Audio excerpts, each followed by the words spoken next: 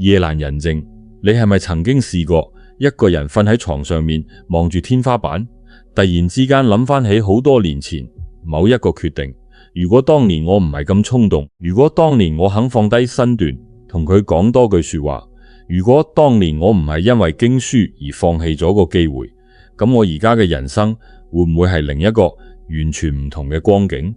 呢個諗法，我相信好多人，尤其係一啲過咗半百嘅朋友，喺某個失眠嘅夜晚都一定閃過出嚟。我哋成日覺得呢個世界係一條單程路，時間過咗就過咗做錯嘅決定，永遠無得補救。嗰啲心頭嘅刺，你唔去碰佢，佢就喺度；你一去諗，佢就隱隱作痛。但係作為一個研究物理同埋人生哲學嘅人，我想同你講一個極之震撼，甚至帶住一絲浪漫色彩嘅物理學推論。呢個推論可能會徹底顛覆你過往對命運同遺憾嘅理解。我唔賣關子，我直接同你講結論。根據現代量子力學入面一個最激進，但同時最完美匹配數學邏輯嘅理論，佢叫做多世界詮釋。呢個理論講得好清楚，平行宇宙唔係科幻小說入面嘅橋段，佢係物理上極之可能真實存在嘅，而且唔係得一個兩個，係有無限咁多個。喺呢啲無限嗰個平行宇宙入面，必定有一個宇宙入面住住另外一個你。嗰個你，佢完全無理而家面對緊嘅煩惱，佢正正過緊你喺心目中一直渴望最完美、最無憾嗰種人生。佢幫你行咗你當年冇揀到嗰條路，佢彌補咗你所有嘅後悔同缺失。如果呢種將心髓科學同日常人生哲思結合嘅內容能夠引起你嘅共鳴，我誠心邀請你訂閱我個頻道物理哲思錄。我唔會教你複雜嘅物理公式，我只會帶你一齊喺冷冰冰嘅量子世界入面揾出溫暖人心嘅生活啟示，解開你心頭對命運嘅謎團。你可能會覺得我係咪講緊古仔？呢個推論其實係由人類歷史上一班最頂尖、最聰明嘅物理學家透過精妙嘅數學同埋反覆嘅實驗推敲出嚟嘅。要了解呢個推論點樣誕生，我哋要先倒帶去返大概100年前，物理學界發生嗰場翻天覆地嘅大革命。喺嗰個時代之前，牛頓嘅經典物理學統治住成個科學界，大家都覺得宇宙係一部完美嘅機械，有因必有果。你掉個波上街，只要知佢幾重，你用幾大力，你就可以準確預測佢會飛幾遠，跌喺邊度。但係當科學家開始將目光移向極之微小嘅世界，好似一粒原子、一粒光子，佢哋發現牛頓嗰套古老法則完全失效。呢個微觀世界嘅運轉方式簡直係匪夷所思，而觸發呢場物理學大風暴嘅就係一個叫做雙縫實驗嘅經典實驗。呢個實驗做起嚟其實唔複雜，科學家設置咗一塊有2條垂直裂縫嘅擋板，然後發射一粒粒極細嘅光子或者電子穿過呢塊板，打喺後面嘅屏幕上。如果我哋用日常嘅生活常識去諗，光子係一粒粒獨立嘅微小粒子，就好似我哋打麻雀嗰啲濕仔咁，一粒濕仔飛過擋板，佢只能夠穿過左邊或者右邊其中一條縫，跟住係屏幕上面留低2條對應嘅痕跡。但係當科學家真係去實驗嘅時候，結果令到所有人跌晒眼鏡。呢啲光子穿過擋板之後，後面嘅屏幕上竟然冇出現2條直痕，而係出現咗一棟棟一明一暗，好似水波紋咁樣互相交錯嘅條紋。物理學叫呢個做干涉圖樣。呢種奇怪嘅條紋係只有水波或者聲波先會產生嘅現象。換言之，一粒粒嘅光子，佢竟然好似識得分身術，同時穿過了左邊同右邊2道縫，然後自己同自己發生干涉，好似水面嘅波浪咁樣交織出呢啲條紋。呢個發現直接砸爛咗經典物理學嘅大門，宣告人類對物質認知嘅一次大危機。然而最令人震驚嘅情節，其實係後邊發生嘅事。有科學家心入面唔忿氣，佢哋諗，你粒光子係咪真係識得分身？佢哋就喺個擋板前面加裝咗一個探測器，諗住去捕捉呢粒光子飛過嘅路徑，睇下佢究竟係穿過左邊定係右邊。結果當佢哋一開個探測器，一件科學史上最離奇嘅事發生咗嗰粒光子好似知道自己俾人偷窺緊，佢即刻由波嘅狀態變返做普通嘅粒子，佢只揀其中一條縫通過，跟住屏幕上嗰啲好似水波一樣嘅干涉條紋瞬間消失得無影無蹤，乾乾淨淨得返兩條直線。嗰個探測器一關唔再望實佢，光子又變返做分身嘅波，嗰啲干涉條紋又神奇咁出現返呢個結果，令到成個物理學界陷入瘋狂。光子究竟係一粒嘢定係一個波？佢點解會知道自己俾人睇住呢個現象？物理學稱之為觀察者效應。你嘅一次觀察竟然能改變一粒粒子嘅行為。講到呢度，可能有朋友會問，呢個實驗雖然神奇，但同我哋呢啲普通老百姓嘅人生有咩直接關係呢？關係其實極大，因為雙縫實驗揭示咗一個量子世界嘅核心秘密，就係是否可以同時處於兩種截然相反嘅狀態。物理學上有個名詞叫疊加態，一粒光子佢同時穿過左邊，又同時穿過右邊，佢同時係粒子，又同時係波。但係只要你一去睇佢，你嘅觀察行為就會迫使佢由疊加狀態瞬間跌落成其中一個確定嘅現實。咁呢個概念如果放喺宏觀世界會係點樣呢？呢個諗法啟發咗20世紀最著名嘅物理學家之一薛定諤，佢提出咗一個震撼幾代物理學家嘅思想實驗，就係人人都聽過但未必人人都明嘅薛定諤嘅貓。薛定諤假設有一個密封嘅鐵盒，裏面放咗隻活生生嘅貓，仲有一個由一粒放射性原子控制嘅毒氣樽。如果呢粒原子喺1個鐘頭內衰變，個毒氣樽就會破裂，隻貓就會死。如果粒原子唔衰變，隻貓就安然無恙。喺我哋現實世界，原子得兩種狀態，衰變定唔衰變。隻貓只有一種結果，生或者死。但係如果用量子力學嘅規則去諗呢件事，因為嗰粒原子未被觀察之前係處於衰變同未衰變嘅疊加態，咁隻貓喺未打開鐵盒之前，佢就處於一種荒謬至極嘅狀態，佢同時係生，同時亦都係死。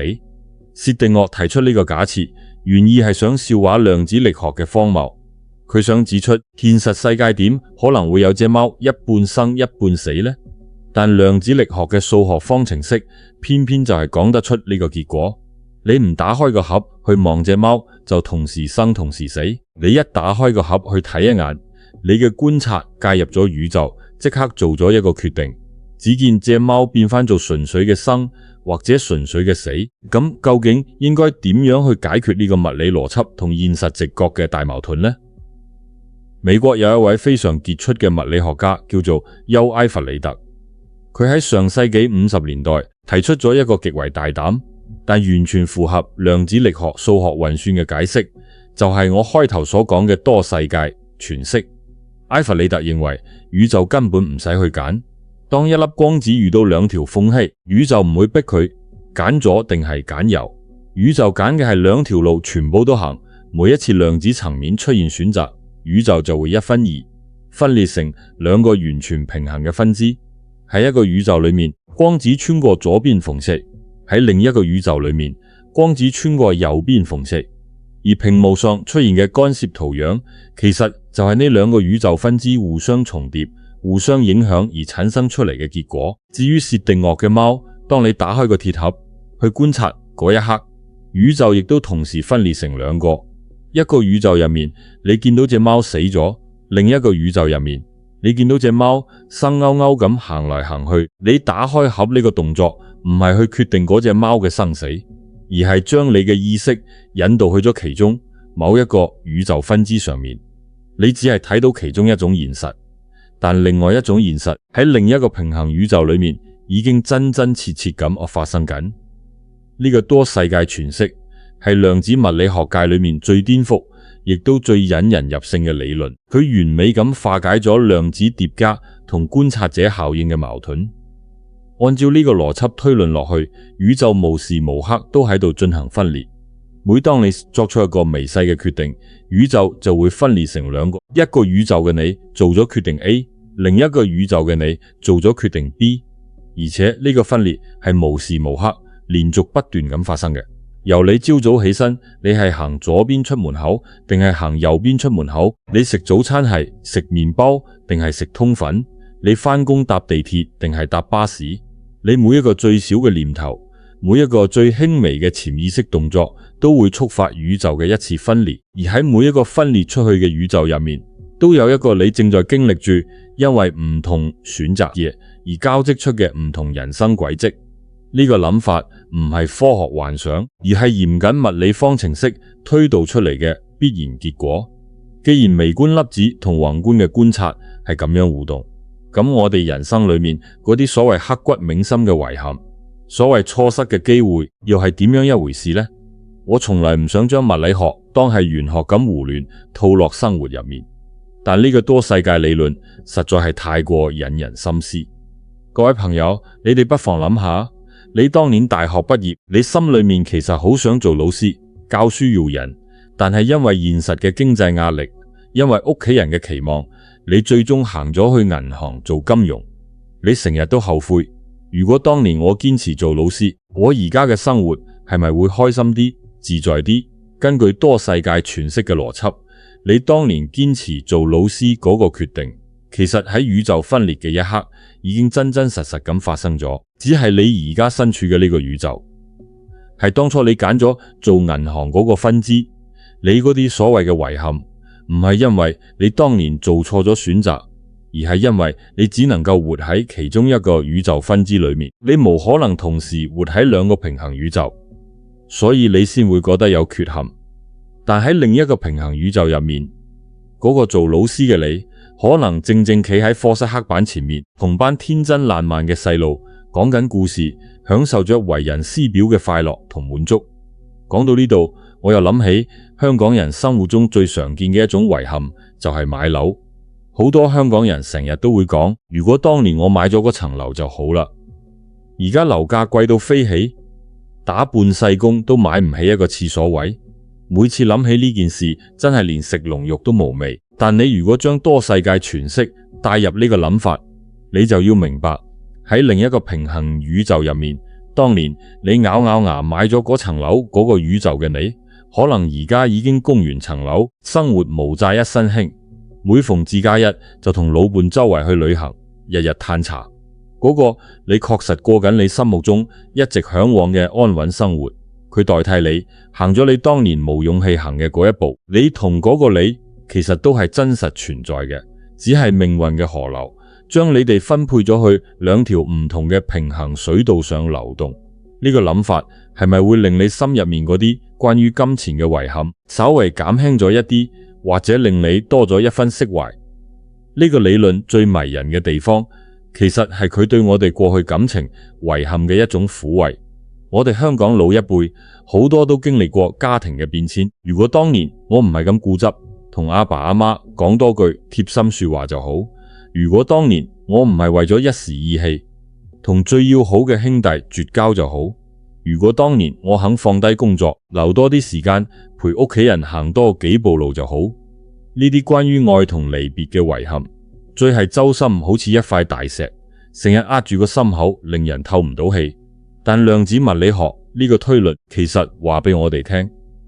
遺憾唔代表你係一個失敗嘅人，因為喺你唔能夠同時活喺兩個宇宙嘅物理局限之下，你必然會面對某一個版本嘅結果。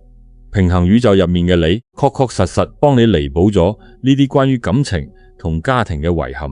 佢陪住阿爸阿媽行完人生，最後嗰段路，佢同嗰個好兄弟飲翻杯茶，講翻和。佢享受咗家庭完整嘅天倫之樂，佢過緊你心目中嗰種最純粹、最無憾嘅親情生活。呢個係物理定律允許嘅，亦係數學上成立嘅一種真實存在嘅可能性，而唔係一種自我安慰嘅阿 Q 精神。好啦，我諗到呢度，可能又有觀眾朋友會產生一個更深入嘅疑問：既然平衡宇宙裏面有一個我事業成功、家庭美滿，過住我最想要嘅日子，咁我而家呢個現實宇宙嘅我，日日捱更抵夜，面對住生活嘅柴米油鹽，面對住老去嘅無奈，係咪就等於一個徹底嘅失敗者？現實世界入面嘅我，同平衡宇宙裏面嗰個最完美嘅自己，究竟邊個先係真正嘅我呢？呢個問題我反反复复諗過好多次，每次諗通一次，我就覺得人生多咗一分豁達。我成日都覺得多世界呢個理論，佢嘅最大作用唔係叫我哋逃避現實，成日發夢去幻想另一個宇宙嘅美好。佢正好相反，佢係教我哋要更加珍惜當下呢個獨一無二嘅宇宙，更加專注眼前呢個真實嘅自己。因為你要明白一個物理上嘅事實，雖然喺平衡宇宙入面有另外一個你替你行咗條最好嘅路，彌補咗所有嘅遺憾，但係嗰個你同你而家呢個你早已經唔係同一個人。佢經歷嘅一切你完全冇親身經歷過，佢無你而家嘅老伴，無你而家嘅仔女，無你而家朝夕相對嘅街坊或者同事，甚至無你而家呢一刻手中杯茶嘅溫度。因為從宇宙分裂嗰一刻開始，兩個宇宙嘅時間線就已經正式分道揚鑣。佢有佢嗰個宇宙嘅喜怒哀樂，你有你呢個宇宙嘅酸甜苦辣。佢嗰邊嘅成功絕對唔可以取代你而家喺呢個現實世界付出嘅努力，佢嗰邊嘅幸福亦都唔可以抹走你而家正面對緊嘅生活困難。每一個平衡宇宙都係一個完全獨立嘅個體，所以你根本唔需要同另一個平衡宇宙嘅你去做比較，因為人生根本就冇得比，亦都唔需要比。物理哲思錄呢個頻道，佢嘅存在意義從來都唔係要傳播咩神秘學，更唔係淨係識得背誦一啲連自己都唔明嘅科學公式。我係想透過硬橋硬馬嘅物理學，帶俾大家一啲對生活、對命運、對存在價值嘅深度反思。每次我諗到呢個多世界詮釋，我都會同自己講，既然平衡宇宙有另一個我過住咁好嘅生活，咁我就更加應該做好呢個宇宙嘅我自己。我唔會去妒忌嗰個平衡宇宙嘅自己，因為佢冇經歷過我喺呢個現實世界入面埋過嘅苦。同樣地，佢亦都感受唔到我現在呢一刻所擁有嘅真實幸福。與其成日幻想着平衡宇宙嘅自己有幾好，不如實際啲諗下自己點樣可以令呢個現實宇宙嘅自己活得更開心，活得更有一份實在嘅意義。物理學最靚嘅地方就係佢永遠會留有一扇窗俾我哋人類去無限發揮想象力，佢唔會好似宗教或者玄學咁將你嘅命運死死綁住。佢會清楚話俾你知，呢個世界有無限種可能。多世界詮釋雖然到目前為止依然未能夠用最直接嘅實驗去驗證佢係絕對真實，但佢已經毫無疑問咁成為現代物理學思想入面一個極之重要嘅理論框架。我哋唔一定要盲信佢，但呢個理論帶出嚟嘅哲學思考絕對係令人終生受用。佢教識我哋要敬畏命運，因為命運係由無數個微小嘅選擇交織而成。同時佢亦教識我哋要心平氣和咁接納遺憾，因為遺憾只係你活喺其中一個宇宙分支嘅證據，而絕對唔係你整個人生嘅失敗印記。每次當你因為往事而覺得後悔，覺得非常難受嗰陣，你唔好太難過，你只需要喺心入面默默咁諗起，喺另一個平行時空入面嗰個更加堅強、更加勇敢嘅你，已經幫你行咗嗰條你當年無揀到嘅路，佢正喺另一度空間閃閃發亮。呢個就係物理學同人生哲學最奇妙嘅一次結合。佢唔會改變你而家嘅真實生活，佢只係會徹底改變你睇待生活嘅角度。當你用呢個平衡宇宙嘅角度去睇呢個世界，你會發現你心入面嘅遺憾變得冇咁沉重，你對某些事情嘅執着變得冇咁固執，你對我哋呢個現實世界嘅一切得失都會多咗一份包容，多咗一份由衷嘅欣賞。我成日都同自己講，人生從來都唔係一條望到盡嘅直路，佢其實係一個無限延伸嘅分岔路口。你行嘅每一步，無論係大步定係細步，都創造出獨屬於你個人嘅宇宙軌跡。我自己好享受將呢啲硬道理變成日常生活中可以反思嘅軟哲理。如果你都中意呢種喺物理定律入面揾出生活智慧嘅思考方式，中意將科學同人情味融合埋一齊去睇世界，咁我誠邀你訂閱我嘅頻道物理哲思錄，記得要撳埋旁邊個細鐘仔，只要一有新影片上架，你第一時間就唔會錯過。我哋下一段旅程會再同大家一齊繼續用物理嘅眼光去睇透呢個複雜又美麗嘅世界，去解構更多生活中嘅不解之謎。我係物理之思路嘅主持人，多謝你哋有耐心睇到呢度。願你喺你嘅現實宇宙入面平安喜樂。我哋下次再見。